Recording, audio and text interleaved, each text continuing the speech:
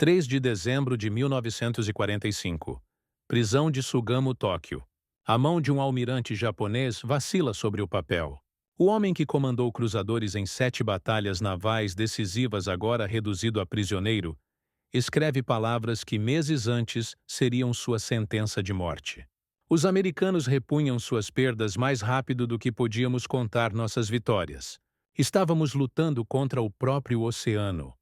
Você consegue imaginar, descobrir ainda em plena guerra que o inimigo não podia ser vencido, que a batalha estava perdida antes mesmo de começar. Do lado de fora da cela, a paisagem confirmava cada linha de sua confissão, quilômetros de Tóquio arrasada, transformada em cinzas pelos implacáveis B-29, Super Fortress, que surgiam nos céus em números além da imaginação japonesa. E essa é apenas a superfície da tragédia. Fique até o final, porque hoje você vai conhecer os números que não aparecem nos livros de estratégia. Números que fizeram almirantes japoneses chorarem em silêncio diante da inevitável derrota. Avisos ignorados. Os números cruéis. As salas abafadas da prisão de Sugamo em Tóquio haviam se transformado em confessionários involuntários. As paredes úmidas, o silêncio pesado, quebrado apenas pelo som metálico de portas se fechando, davam ao ambiente uma aura quase eclesiástica, mas sem absolvição. Diante dos oficiais americanos, os antigos líderes da Marinha Imperial não falavam mais em honra, em espírito ou em glória. Palavras que haviam guiado discursos inflamados nos anos de guerra. Agora, diante da derrota incontestável, falavam em estatísticas, em capacidade produtiva, em toneladas de aço e barris de petróleo. Falavam em números. E os números eram cruéis. Não eram metáforas, não eram meras comparações abstratas. Eram tabelas frias, relatórios oficiais, cifras que revelavam uma disparidade tão colossal que transformava a derrota japonesa em algo inevitável escrito de antemão. Cada linha de produção americana era como um batalhão adicional, cada mina de carvão ou poço de petróleo equivalia a uma frota invisível.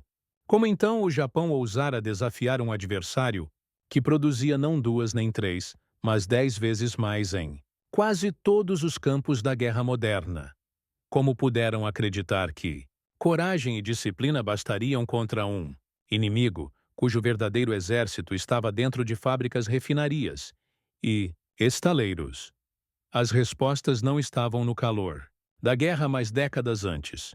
As raízes desse erro colossal remontavam à própria formação da elite naval japonesa, moldada em tradições rígidas, mas também fascinada e paradoxalmente cega diante do poder estrangeiro.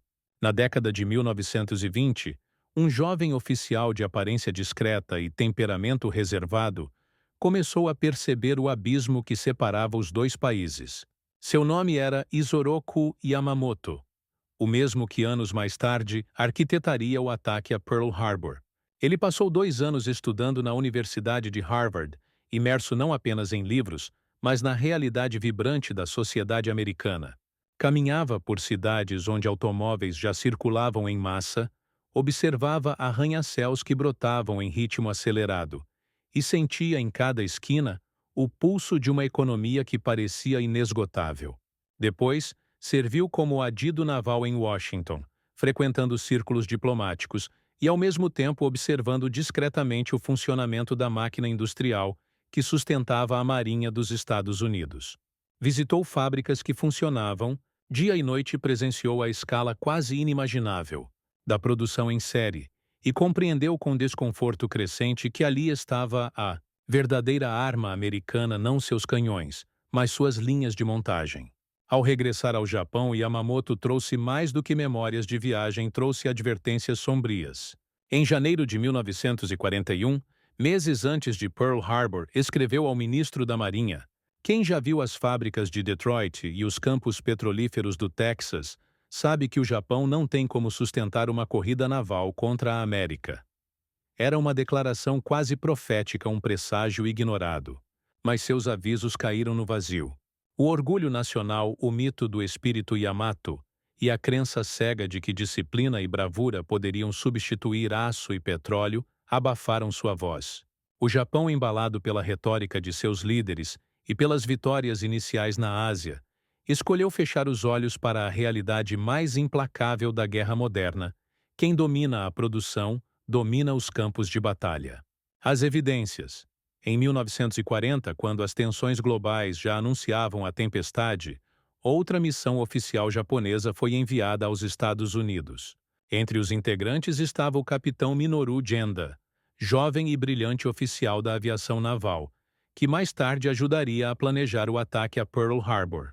A delegação percorreu fábricas, estaleiros e centros de produção, observando de perto algo que parecia mais ficção científica do que realidade para padrões japoneses. Em Seattle, Genda entrou nos hangares da Boeing. O que viu não foram hangares silenciosos, mas imensos galpões que pulsavam como corações de aço. Bombardeiros. B-17 gigantes de 4 motores avançavam lentamente ao longo da linha de montagem, e cada estação de trabalho adicionava peças com precisão cronometrada.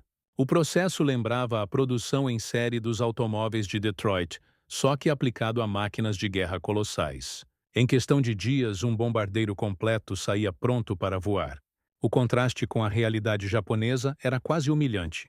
Na Mitsubishi, um bombardeiro bimotor exigia 3 semanas inteiras de trabalho intensivo, muitas vezes artesanal, com peças ajustadas manualmente. Enquanto os japoneses suavam sobre pranchetas e rebites, os americanos produziam aeronaves em ritmo industrial, como se fossem produtos de consumo. Mas o verdadeiro choque ainda estava por vir. Na Califórnia, a missão visitou a Douglas Aircraft. Genda e seus companheiros entraram em um único hangar e se depararam com uma cena avassaladora: 6.000 trabalhadores, todos em um único turno operando em harmonia. O ruído ensurdecedor das prensas, o brilho das soldas elétricas, o movimento incessante de guindastes e esteiras rolantes. Tudo era a encarnação viva da força produtiva dos Estados Unidos. Os números falavam por si só. Aquela fábrica, em apenas um turno, empregava quase 20% de toda a mão de obra da indústria aeronáutica japonesa combinada. Era como comparar uma oficina artesanal, dependente da habilidade manual de poucos, a um exército organizado de gigantes industriais. E ainda assim, de volta a Tóquio, os relatórios detalhados da missão não produziram a reação que se esperava. Em vez de repensar estratégias ou planejar com realismo, os líderes japoneses optaram por minimizar os fatos. O orgulho nacional falou mais alto que os números. O almirante Ozami Nagano, chefe do Estado-Maior da Marinha, chegou a dizer ao próprio imperador Hirohito, em setembro de 1941, os trabalhadores americanos são moles indisciplinados. Produzem quantidade, mas não qualidade. Nosso espírito Yamato e nosso treinamento superior superarão a desvantagem material.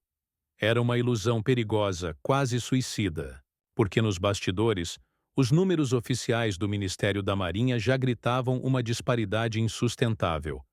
A produção anual de aço dos Estados Unidos chegava a 194 milhões de toneladas. O Japão, 58 milhões. A produção diária de petróleo dos Estados Unidos era de 43 milhões de barris. Japão, apenas 55 mil. A matemática era implacável. O Japão apostava na mística do espírito, enquanto os Estados Unidos confiavam em sua indústria colossal. E como a guerra moderna não se vencia mais apenas com bravura ou disciplina, mas com motores combustível e aço, a realidade não tardaria a se revelar. A verdade viria não nas estatísticas de relatórios, mas quando as bombas começassem a cair e as fábricas americanas mostrassem sua força de multiplicar perdas em vitórias. Tem algum outro episódio ou batalha que você gostaria de ver detalhado aqui no canal? Deixe sua sugestão nos comentários. Vamos adorar saber o que você quer explorar em seguida. A realidade brutal, uma vitória mentirosa. 7 de dezembro de 1941. O Havaí despertava em um domingo aparentemente tranquilo, mas às 7h48 da manhã, o céu sobre Pearl Harbor foi rasgado por dezenas de aviões japoneses. Em apenas 90 minutos, o ataque mudou o rumo da história. O resultado imediato parecia devastador. 8 couraçados norte-americanos foram danificados ou afundados, quase 200 aeronaves reduzidas a cinzas nas pistas. 2.403 americanos mortos em meio ao caos e às chamas. Para Tóquio, era a humilhação do colosso industrial, a prova de que a ousadia do espírito Yamato poderia subjugar até mesmo a potência que todos julgavam invencível. Mas a vitória brilhante na aparência escondia um vazio estratégico.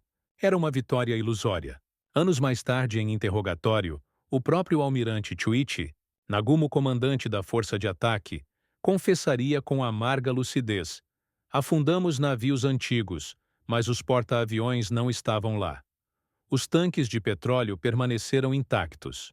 Os estaleiros e os submarinos ilesos. Descobrimos que Pearl Harbor tinha mais navios auxiliares do que nossa marinha inteira. O que parecia um triunfo relâmpago. Escondia um erro monumental: o Japão havia ferido a marinha americana, mas não a havia paralisado. Poucos meses depois, em maio de 1942, a Batalha do Mar de Coral revelou o contraste brutal entre duas nações em guerra. O porta-aviões USS Yorktown, atingido por bombas e gravemente danificado, arrastou-se de volta a Pearl Harbor como um gigante ferido. Os japoneses, ao receberem relatórios, acreditavam que aquele colosso ficaria fora de combate por pelo menos 6 meses. Era um cálculo lógico, dentro da realidade japonesa. Mas o impensável aconteceu diante dos olhos incrédulos da inteligência nipônica em Pearl Harbor. 1.400 operários trabalharam sem parar em turnos de 24 horas. Revezamentos humanos movidos a café, suor e disciplina. As soldas lançavam clarões sobre o porto, como se a cidade inteira fosse uma forja em plena erupção. Em apenas 72 horas, o Yorktown erguia âncoras e partia novamente. Agora, rumo a Midway. Enquanto isso, do outro lado do Pacífico, o porta-aviões japonês Shokaku, com danos semelhantes, arrastava-se por 11 semanas nos estaleiros até voltar ao mar. Era a diferença entre uma potência industrial e um império preso às engrenagens lentas de sua própria limitação. E então veio Midway. Em junho de 1942, num dos combates navais mais decisivos da história, 4 porta-aviões japoneses foram afundados em um único golpe. Perdas irreparáveis que jamais poderiam ser substituídas. O almirante Matugaki escreveu com amargura em seu diário: os americanos reporão suas perdas em 1 ano. Nós não conseguiremos em 10. Na verdade, ele ainda fora otimista. Quando os japoneses contabilizavam sua tragédia, os Estados Unidos já produziam porta-aviões da classe Essex em série, como quem monta vagões em uma ferrovia. Até o final da guerra seriam entregues 17 dessas gigantescas embarcações, além de outros 9 porta-aviões leves. O Japão, durante todo o conflito, completaria apenas 3 de grande porte. A partir de Guadalcanal, entre 1942 e 1943, a tragédia se aprofundou. Na campanha sangrenta das Ilhas Salomão, o Japão perdeu 38 navios. Os Isuiwa perderam 29. A diferença não estava nos números absolutos, mas na capacidade de recuperação. 6 meses depois, a frota americana não apenas havia reposto todas as perdas, como surgia ainda maior. O Japão, por sua vez, mal conseguia lançar ao mar alguns poucos destroyers, resultado de improvisos desesperados. E a logística expôs de maneira cruel a distância entre as duas potências. Um único cargueiro americano transportava 10.000 toneladas de suprimentos. Os japoneses, sem recursos equivalentes, improvisavam destroyers como navios de carga. Cada um levava apenas 240 toneladas. Para igualar a carga de um navio americano, seriam necessárias 40 viagens japonesas. O resultado era catastrófico. Soldados nipônicos em Guadalcanal recebiam rações mínimas, combatiam famintos e debilitados, sua eficácia caindo para 30%. Do outro lado, os americanos reclamavam apenas da monotonia das rações enlatadas. Mas cada combatente consumia em média 4.700 calorias por dia. Em 1943, quando a inteligência japonesa finalmente conseguiu obter números concretos da produção inimiga, o choque foi devastador. Aeronaves por mês. Estados Unidos 7.200. Japão 650. Motores por mês. Estados Unidos 18.000. Japão 1.200.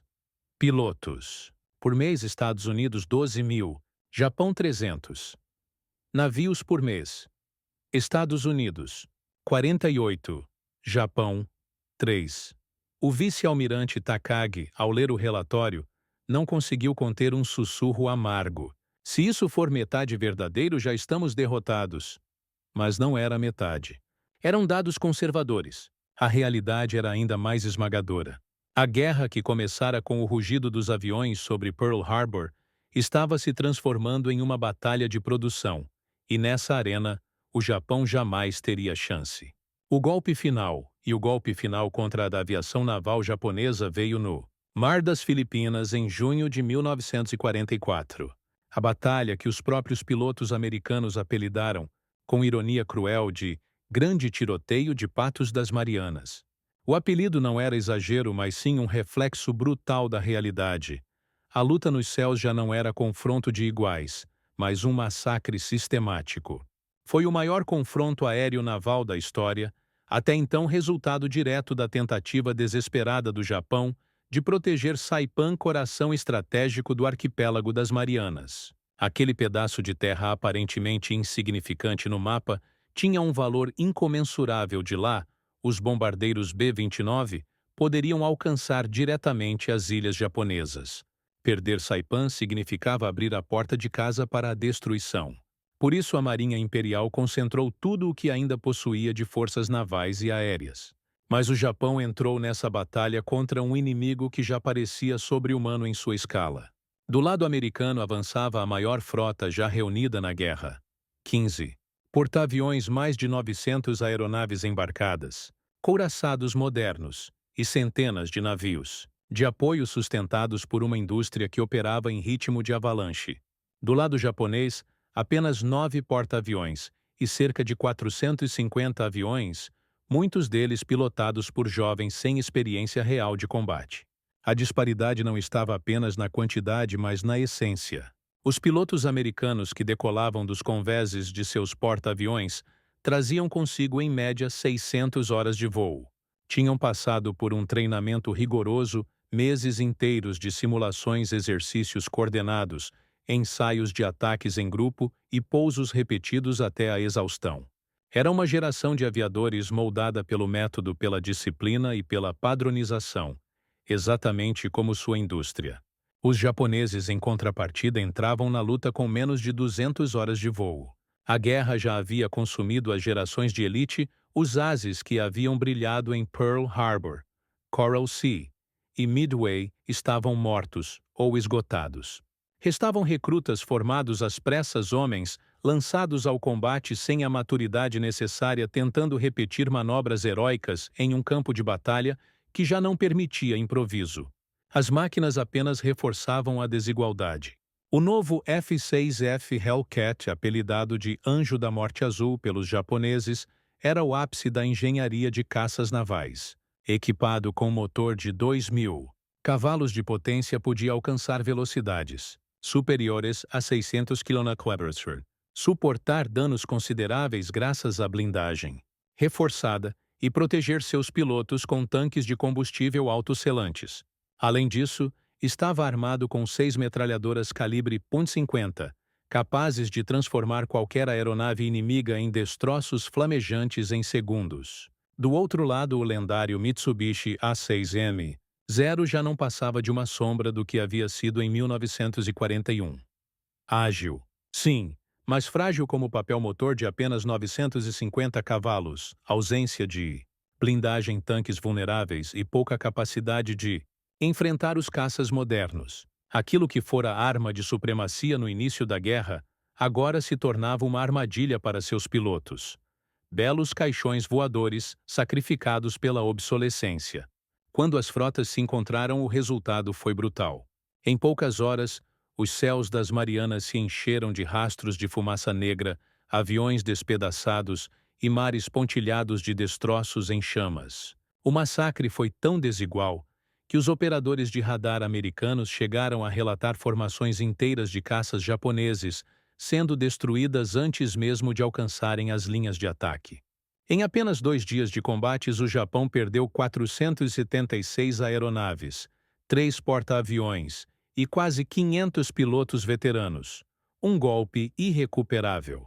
A formação de um único aviador de qualidade exigia anos. A perda de centenas deles em questão de horas equivalia a um suicídio estratégico.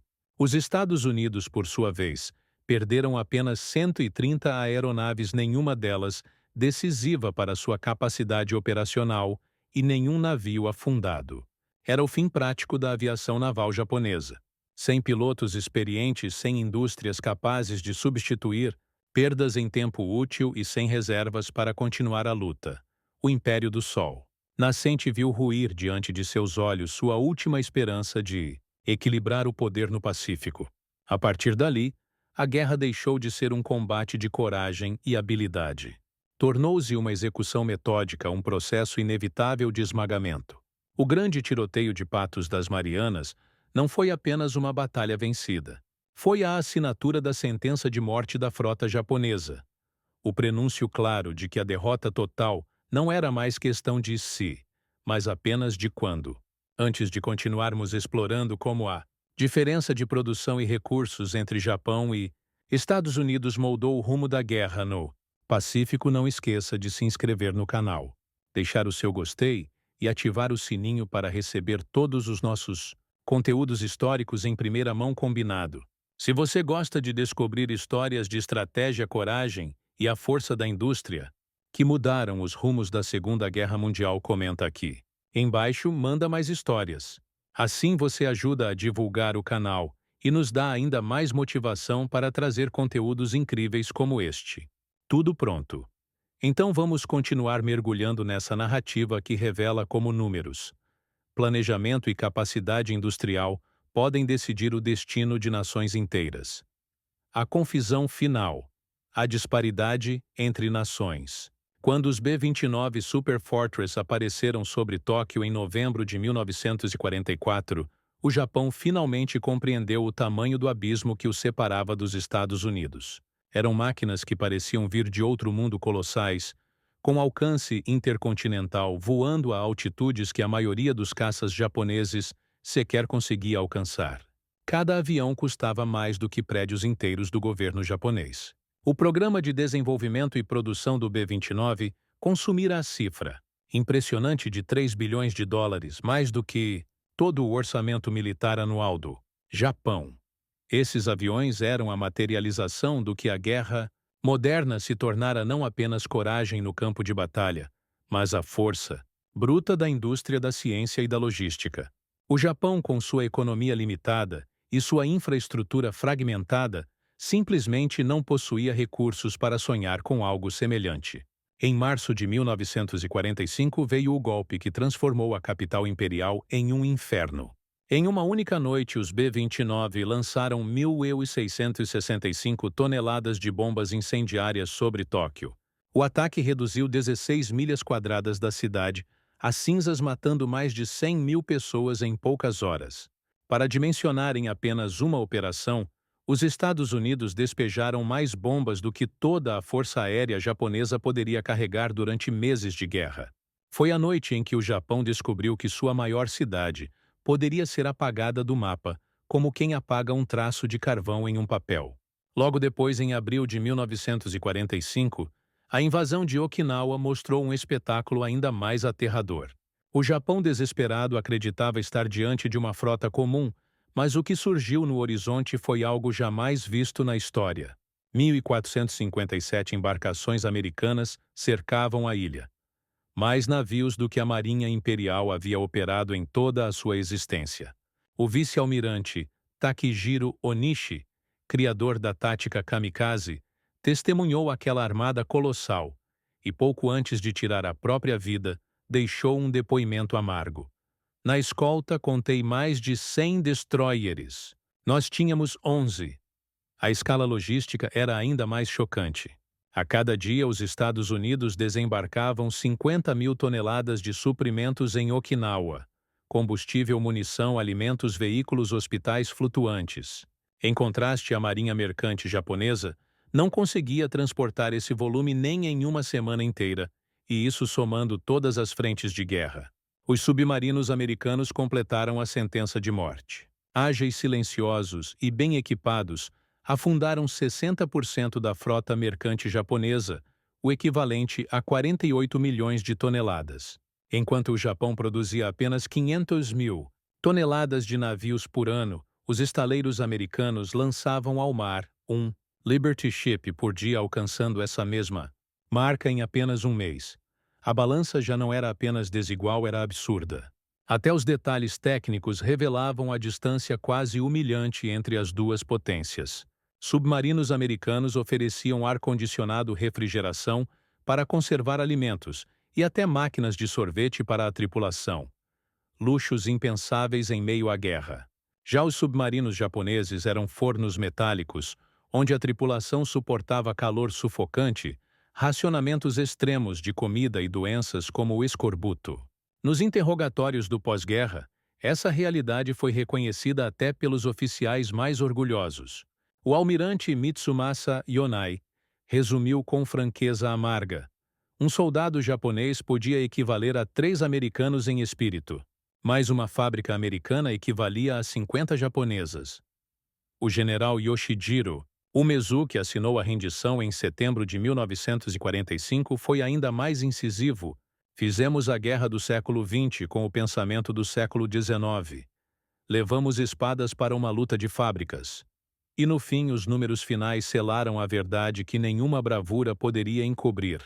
Aeronaves militares produzidas. Estados Unidos, 324.750. Japão, 76.320. Porta-aviões. Estados Unidos, 141. Japão, 17. Produção de petróleo. Estados Unidos, 833 milhões de toneladas. Japão, 55 milhões. Produção de aço. Estados Unidos, 334 milhões de toneladas.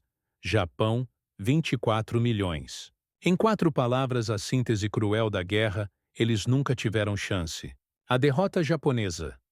O Japão perdeu a guerra porque subestimou o poder dos números.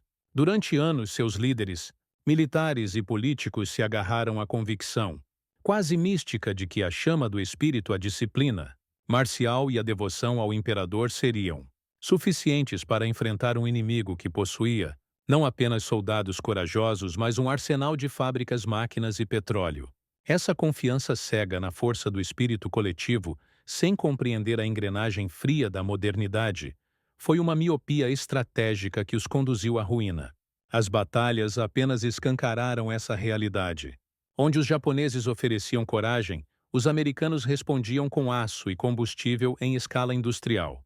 Onde um piloto se sacrificava como kamikaze, do outro lado, surgiam 100 novos aviões produzidos em fábricas que trabalhavam dia e noite. O Japão lutava com sangue, mas a América lutava com números. E no século XX, a aritmética da produção era mais mortal que qualquer espada. Mas, ironicamente, foram esses mesmos números que moldaram o futuro do Japão no pós-guerra. Da derrota não emergiu apenas um país arrasado, mas também uma nação forçada a aprender a lição mais dura da modernidade, que a verdadeira força não estava mais no heroísmo individual, nem no romantismo da guerra, mas na ciência da produção, no cálculo frio da eficiência e na capacidade de transformar estatísticas em prosperidade. Em 1950, quando as cinzas da guerra ainda estavam quentes e o país ainda tentava se levantar sob a ocupação americana, desembarcou em Tóquio uma figura improvável, o estatístico americano W. Edwards Deming. Ele não trazia armas, mas sim ideias. Em salões improvisados diante de executivos e engenheiros japoneses ainda marcados pelo trauma da rendição, Deming apresentou conceitos que à primeira vista pareciam secos e abstratos: controle de qualidade e padronização de processos, eliminação de desperdícios, uso de dados para orientar decisões. Era essencialmente a lógica da guerra industrial transportada para a paz. Aquilo que o Japão perdera nos campos de batalha, Deming oferecia agora em fórmulas, gráficos e métodos de produção. Muitos dos presentes ouviram com desconfiança, outros com curiosidade. Mas a semente caiu em solo fértil porque o Japão, esgotado pela destruição, estava faminto por reconstrução. E o improvável aconteceu em poucos anos, os derrotados de ontem começaram a fabricar produtos que surpreenderiam o mundo. Primeiro vieram os rádios portáteis e os transistores baratos que invadiram os mercados internacionais. Depois, motocicletas que combinavam leveza, economia de combustível e durabilidade. Em seguida, automóveis compactos que desafiavam os modelos pesados de Detroit. Mais tarde, televisores, câmeras fotográficas e equipamentos eletrônicos que redefiniriam padrões globais de qualidade. Nos anos 1960, nomes como Toyota, Honda e Sony já eram sinônimos de inovação e confiabilidade. Na década de 1970, carros japoneses competiam de igual para igual com os americanos, conquistando consumidores não apenas pelo preço, mas pela durabilidade. Nos anos 1980, o Japão já era visto como uma superpotência econômica, exportando tecnologia para a Europa e para as Américas e influenciando hábitos de consumo em todo o planeta. O que não conseguiram pela espada, alcançaram pela indústria. O Japão, que havia apostado tudo na guerra e perdido agora, conquistava mercados e corações com eficiência, tecnologia e disciplina. Onde antes enviavam aviões kamikaze em missões suicidas, agora enviavam navios carregados de automóveis impecavelmente construídos. Onde antes fabricavam rifles e canhões, agora produziam câmeras, semicondutores e microchips. E havia uma ironia ainda mais profunda. Muitos dos mesmos oficiais que nos interrogatórios de 1945 haviam admitido o erro de subestimar a indústria americana, viveram o suficiente para testemunhar o renascimento econômico de sua pátria. Homens que haviam acreditado na guerra total como destino nacional assistiram envelhecidos ao Japão se tornar símbolo de paz, trabalho e inovação. Eles compreenderam, enfim, que a lição final da guerra não estava nos campos de batalha, mas nas fábricas, nos escritórios e nos laboratórios. Um deles resumiu com a franqueza amarga de quem aprendeu tarde demais. A guerra moderna não se vence com coragem, mas com capacidade. Não com espírito, mas com estatísticas. Não com guerreiros, mas com trabalhadores. Foi essa constatação que transformou a derrota em renascimento.